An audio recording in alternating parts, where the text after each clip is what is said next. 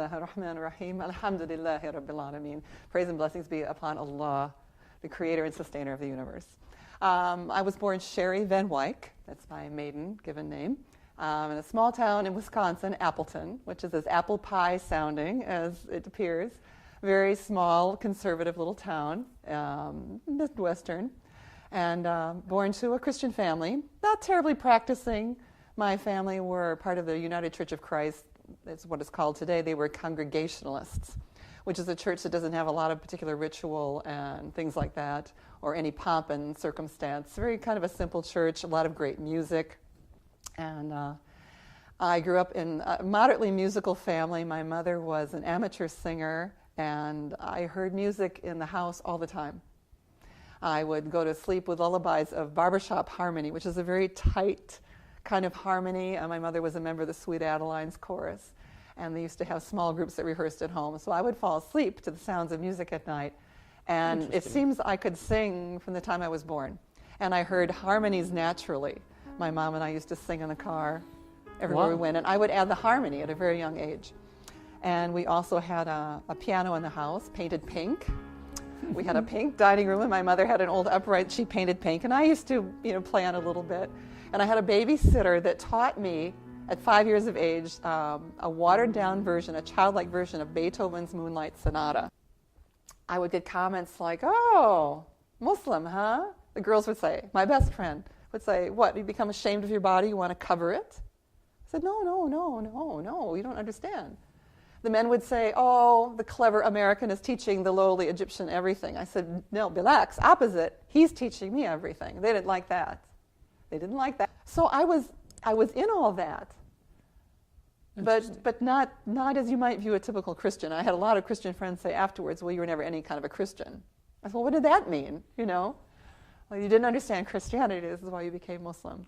But for me, I began to see Islam as that was the religion because it didn't discount anyone else. It didn't discount a Christian. It didn't discount Jesus. Jesus was one of our prophets. We have to revere him. We have to respect him. We have to say peace be upon him when we mention his name. The same with Moses. All the prophets and great men. I think my nature is one based on fairness and equity, and I saw that so fair that there doesn't have to be only one right way.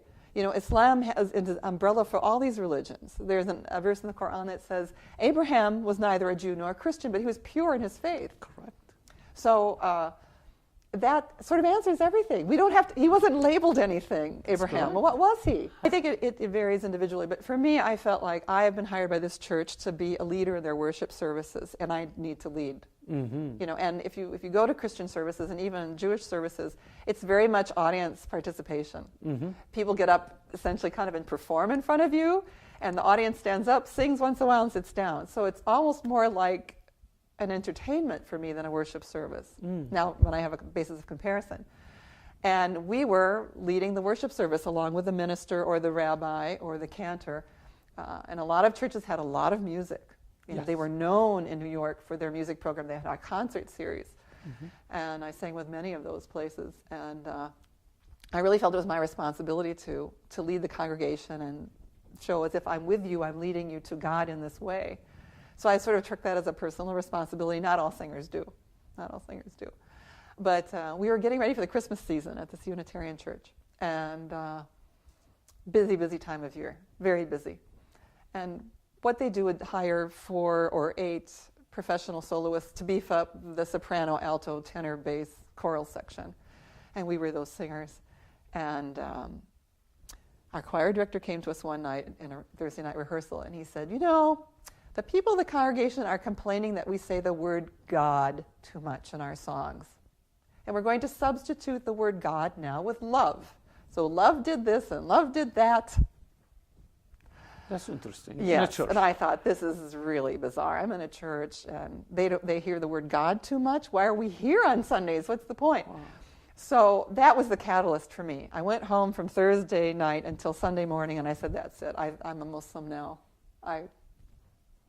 That's it. I'm over the edge.